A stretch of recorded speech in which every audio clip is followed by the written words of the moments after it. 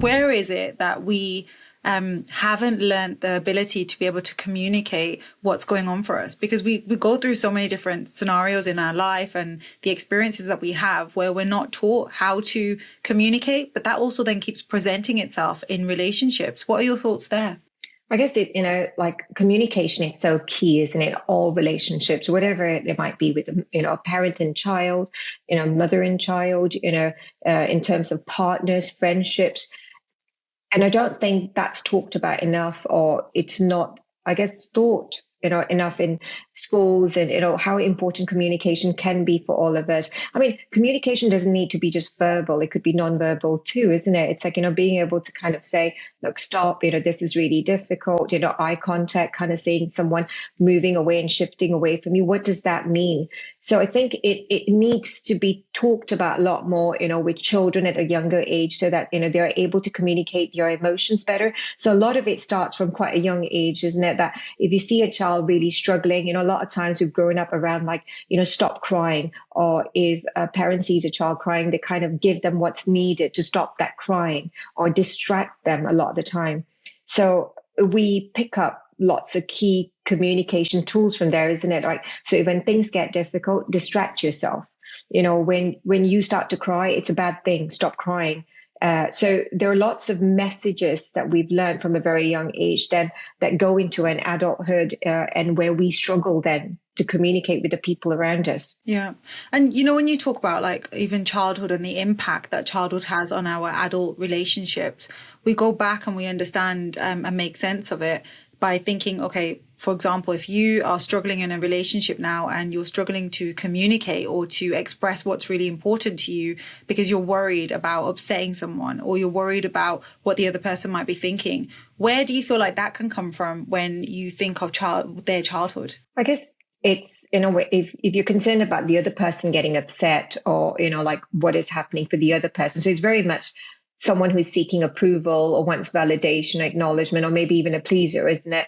And a lot of it comes, like, you were saying, where does it come from? The childhood, where there might be a child that, a lot of times was having to work around maybe parents that were in a lot of conflict, perhaps, where there was a lot going on. And for them, that the only way they could soothe themselves is that if they saw the parents being settled within themselves. So for them, seeing that if my parents are arguing, that's a bad thing. But if I go to pacify that, they stop having that conflict. So if I behave, they don't have arguments.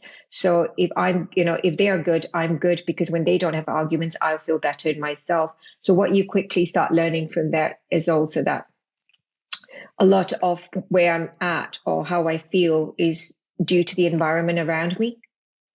So that's one. I think there are lots of layers to this. There are lots of different scenarios, but that's just one example, I guess, how we can work with wanting, so the other one is being the pleaser, wanting to seek validation. So if you're around a parent that's quite critical a lot of the time, that, as a child, that doesn't feel nice. So how do I know that I feel good? It's when my mom says to me, well done for doing that. You're then kind of picking up on, right, okay, if I do what she wants, I feel good.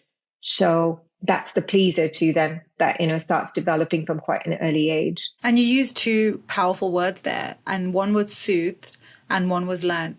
So we learn to soothe ourselves based on the experiences around us, which is so powerful, because that same learned behavior becomes that same pattern that we present with. In order for me to soothe myself, I have learned what I need to do in the external world to give me that soothing and that sort of peace, rather than me saying something that and expressing something and upsetting someone. I don't know what to do with that, and I don't feel like I'm soothed. So in order to do that, so this learned behavior. So do you feel people can unlearn that?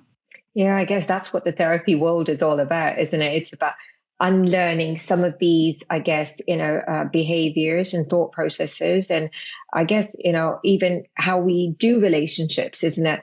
Is things that can change, and how we change is by going back in to time and undoing some of those experiences, and how you as a child witnessed the world and how you saw things and how you formed your value systems from such a young age. It's almost going back and almost walking through life with them and kind of saying, actually, how you did, how you saw things is not how it really played out, and how this is meant to look like. So I always talk about, for a child, sometimes it's so important to kind of make sure that the child doesn't do 2 add 2 and make it 6.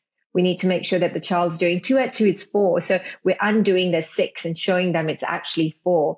So in doing that, they heal. The child within them heals. And then as adults, we can actually change those relationships that we have. And then we're able to pick up a lot more quicker, isn't it? Like, this is what's happening for me. I can see I do that with my boss. I can see I do that with my partner. Yeah. And it's also something really beautiful that you said, is that you walk through life with them. And when we think of even kids now, like a child might say, oh, I went to nursery and someone said this to me.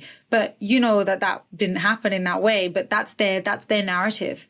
And these are narratives. When we think of all the different experiences that we've been through in life, there's different narratives that we have created. We have created a narrative based on what we have perceived in that moment. So when you're, I suppose, reflecting back in life and thinking about all their experiences, you're giving a different perspective of what could have happened. So they're healing that inner child, they're understanding, but they also know how to take and work with that inner child so they can give themselves what they need. Mm-hmm.